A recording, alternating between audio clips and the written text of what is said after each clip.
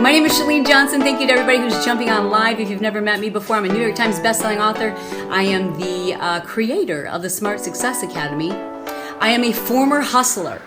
And I am so nervous to talk to Gary, not for the reasons you might think, but because it would be like an alcoholic making their first trip back to the bar. And they're just supposed to eat nachos, right? Because I am a recovered, I guess I'm always in recovery, workaholic who, the word hustle is my word. Like, that was my word. And I had camps called Camp Do More, and my husband and I built 2 multi-million-dollar companies that we eventually sold because it became too much. And I realized the reason why I was hustling is because I was trying to just forever find validation and like keep going and going and going and be the first. And I just kind of got caught up in this momentum that made me feel panicked and stressed and like I would never ever get ahead. So Gary, the very first question I have to ask you is, where are you in that stage of your career? Do you ever feel that way? Do you ever wonder if the hustle is too much? That's a great question. It's funny listening to you. My brother's my partner in VaynerMedia, and we've gone from 30 to 600 people, 550 people, and I can see it, and he's young, and it's his first rodeo, and I can see that he has those feelings at times, so I can live through it and have empathy for it. For me, it's a little different. For me, it creeps in my mind once in a blue moon. First of all, I only build evergreen businesses. They're family businesses, right? So Wine Library, where I kind of made my first name, it's still, it's a very large, it's one of the largest wine retail companies in the world, right? It's running. VaynerMedia, which I'm running now, is going to always run. It's the marketing company that I built to be in place for all my behavior for the rest of my life. So for me, it's I'm very much not driven by money. Can I stop you right there and ask, what drives you and what makes you feel valuable? Pulling in opposite directions of my legacy and how people feel they were impacted by me, or where I sit in the lexicon of communicators and entrepreneurs, and equally not giving a rat's ass about that. Okay, and so I've got to ask you one more question. And I really, before you do, I want to really break that down because I think it's the paradox that I think I'm living through has so much to do with what is going on with me, which is I really do want to be known as the best personality around marketing and build the biggest agency and sell the most books and win. But it's scary to me how well I handled the losses. I literally want every person who's watching or listening to your show right now to become a new fan of me, to care about me. But I also have a lot of empathy towards maybe my style doesn't work for them, or maybe I won't win that game. I just love the process of the game. The game is what gets me excited. And the 2 parallel pullings of desperately trying to win and have all that, but being very comfortable with the losses and feeling like I'm very cozy in that environment, I think is what helps me do my thing. Oh, that's a very fair answer. What I wanted to follow up with as a question was, you used the word legacy, right? Yeah. And I think about that too, and I've talked to so many people who have been in a position like yourself where you're truly leaders and thought leaders and making changes, not just on a small level, but a global level. And you feel this like obligation to continue and to help people, right? But then I also wonder, for me, and this is just me, because I feel that pull, but I also know that the most, just me, my purpose, the most important legacy I have to leave is on my kids. And so where I was at was I realized I couldn't be present. Even when I was sitting at their games, I was thinking, okay, what's next? What am I going to write about? How could I take a picture of this? And I couldn't be present, and I knew I needed to. They were young when this happened, but I knew I needed to kind of get that straight and realize a lot of what I was doing was to have credit and to be out front, and that the legacy I wanted was to have kids who knew they were more important than anything I was doing. Yeah. And I know you've got kids, so how do you struggle with that? I run them in parallel paths. I feel very confident in that execution. My dad has had an outrageous impact on my life. I didn't see my dad until I was 14 years old. What do you mean? I mean, he worked every hour because we were Russian immigrants, so we had no money. And he worked at a liquor store from 7 in the morning to 11 p.m. And so I literally, and I don't mean like there is no question that children of divorced families or estranged from their dads for a couple of years or several years literally saw their dad more than I did. When I tell you I did not see him, I literally did not see him for months at a time because I'd wake up after he left and like months, not days, not weeks, months. I literally have zero memories of my dad from, 3 to 14. Now, I know what people are thinking when I say this, which is like, great, you're replicating that behavior.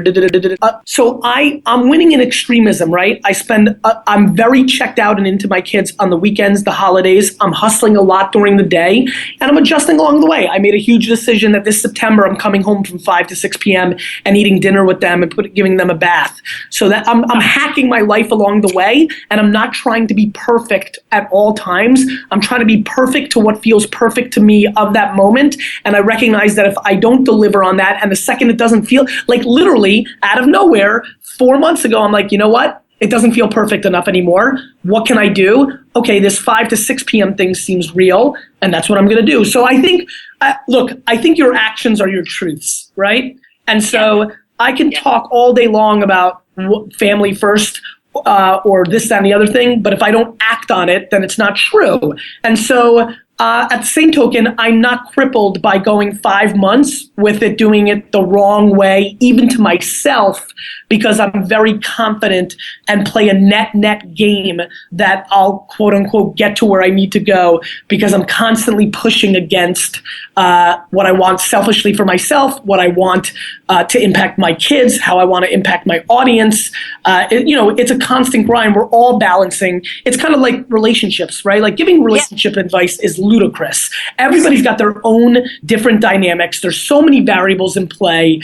I'm a big believer in intent, and I know what my intent is with myself, with my family, with my audience, and it gives me enormous comfort. I'm very comfortable in my own skin and actions, and have empathy towards how it doesn't work for everybody else or can be critiqued. But I am cozy, CJ, in the way that I roll. I love that, and I think people do have to live their own purpose as opposed to what's prescribed or what we see other people doing. And like you just said, you have to wake up one day and go, something's off. Somewhere something's off, and just the littlest tweak can bring that area back into balance. I'm hacking enough along the way where I don't feel like I'm hoping, and it could change. It hasn't happened yet. I'm 39.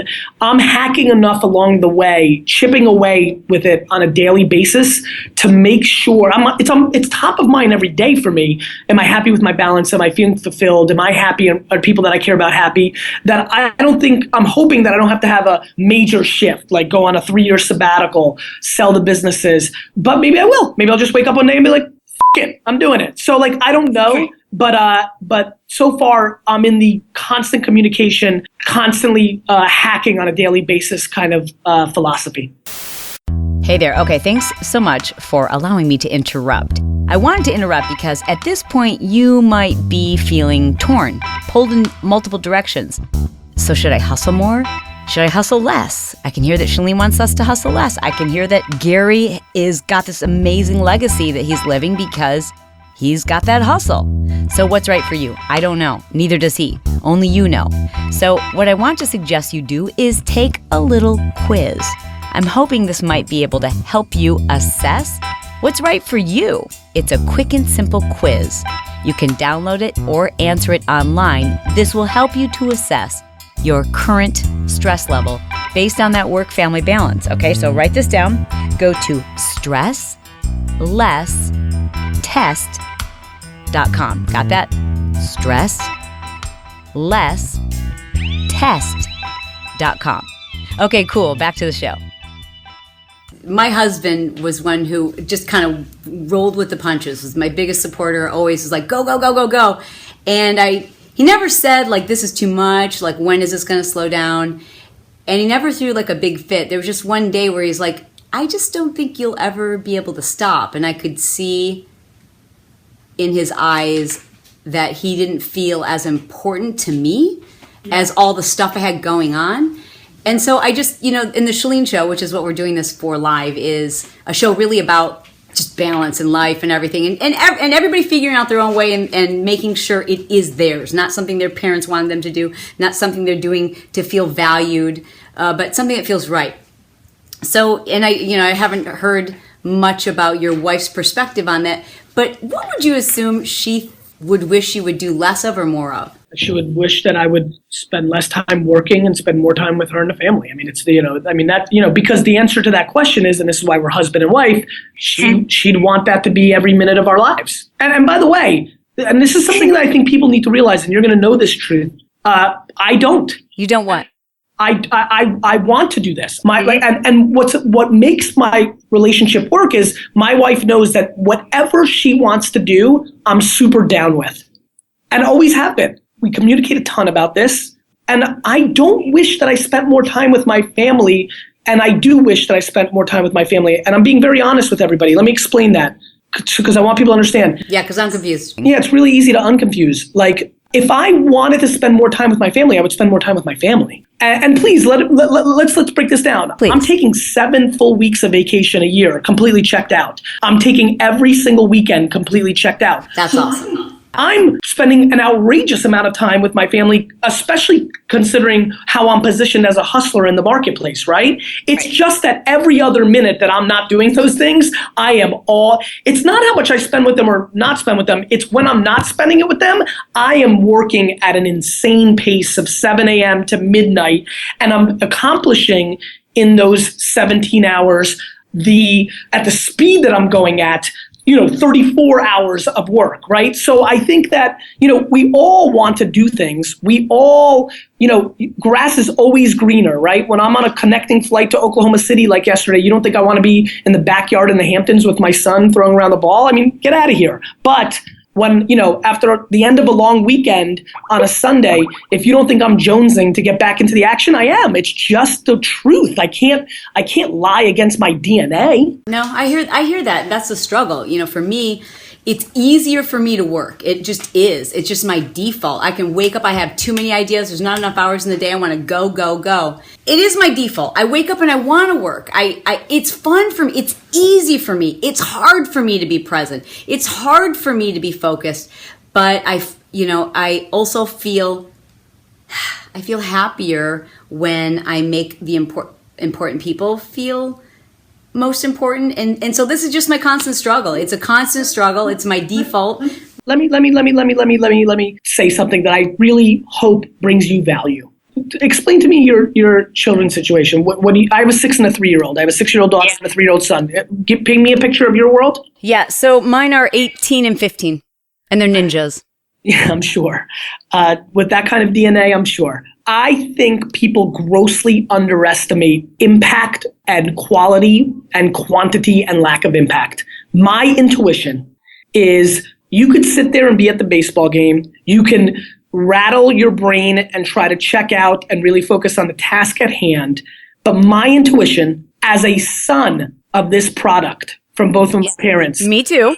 Not as an ambitious father to justify his actions, as the son of this product, my intuition is that your actions are bringing disproportionate value to your children, and that you're more than welcome to think there's nobody who's doing it all. And one of the things that people make a humongous mistake on is they spend so much time trying to fix their weaknesses instead of tripling down on their strengths. And I can tell you right now, as a father of a 6-year-old daughter who I want to completely rule the world and think that she has the DNA to do it, your hustle and your work ethic are things your kids pick up. And of course, there's times where they wish you were there for this, or they wish you paid attention because they can tell you're in your headspace. But I believe that intent and actions are way more important than people think. And you're more than welcome, and knock yourself out, and you can roll and try to play out the struggle and beat yourself up about this. But I have a feeling that when you have I'm positive, and I hope you remember this moment, that you're going to have a conversation with one of them when they're in their 30s, and they're going to say something about the way you rolled and what they saw you do and the impact it had on either them or the partner that they chose in life. And I think there's a lot of things you could be doing that are worse. Thank you for that. I will. I look forward to that conversation. My dad was an entrepreneur and hustle. And I learned so much from that, you know? But he was able to shut off. And that's something I always admired with him. On the weekends, he could shut off. And I have to work at that. Listen, I go through ebb and flow on the shut off. Sometimes I'm really rolling, so other times I'm not. But like, again, my dad, you know, I didn't even like see him. And then the years we spent together when I was in the business with him, you know, like life is a long journey. I was the biggest mama's boy of all time, right? And still am. But, you know, like even the relationships with my brother and sister, my relationship with my kids right now, like my wife, you know, I think you know this. I don't have to tell you this. This is kind of like speaking to the audience. You know, you can get very hung up in the way that it is, but that's already played out.